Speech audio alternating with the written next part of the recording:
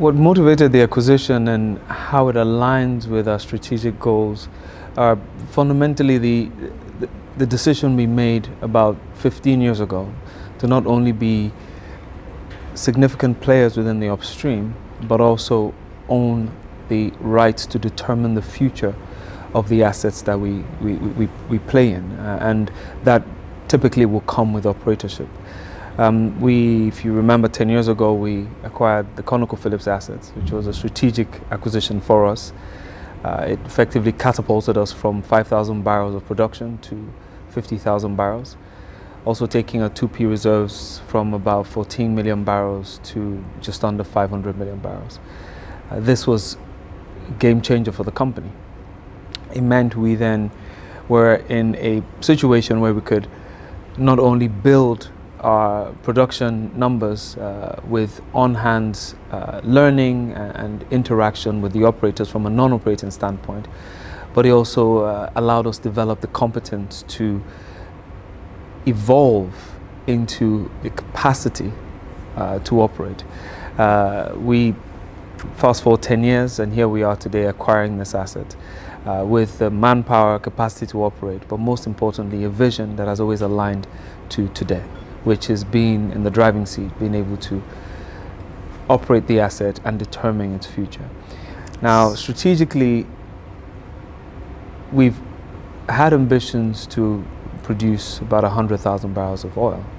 This was always going to come from organic activities, but largely inorganic acquisitions of this nature.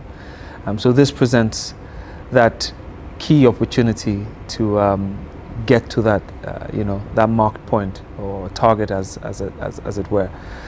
We believe that this acquisition provides that clear path to 100,000 barrels within a few years, and certainly we have surpassed our 2P ambitions, which were 500 million barrels, and now we're at about 1 billion barrels of 2P, which is significant by any stretch of the imagination for an indigenous player within the country.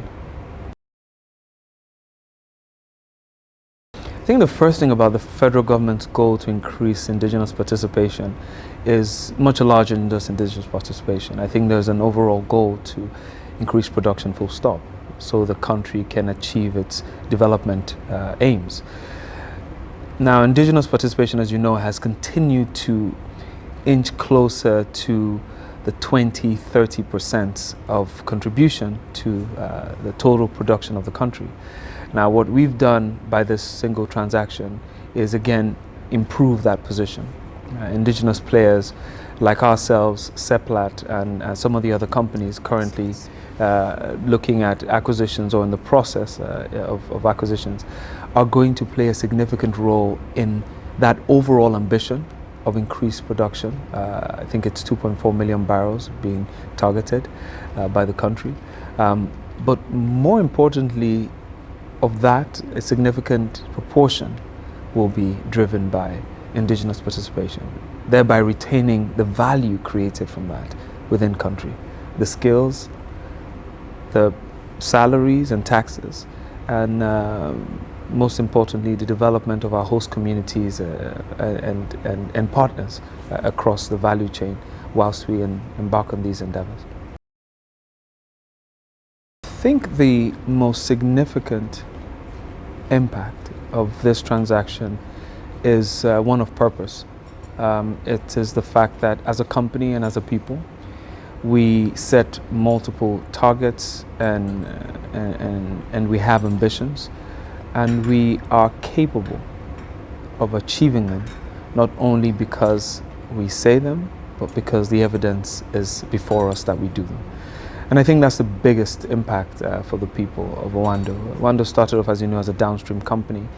30 years later has built a fully integrated company, now focused on the upstream and the trading aspects of the petroleum value chain, but most importantly, recently created a renewable business as well as a mining business, and is looking to go into agro feedstock. So there is a willing, as it were, of our future that as a company we're prepared to do, and it comes to pass.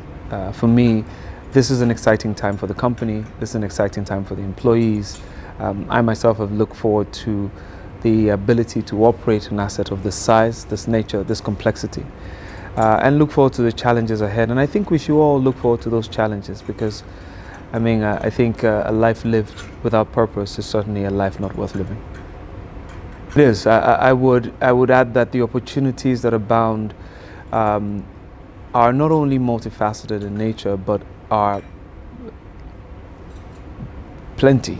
Because if you look at the JV, currently has power assets, midstream assets, so I'm talking pipelines and processing capacity.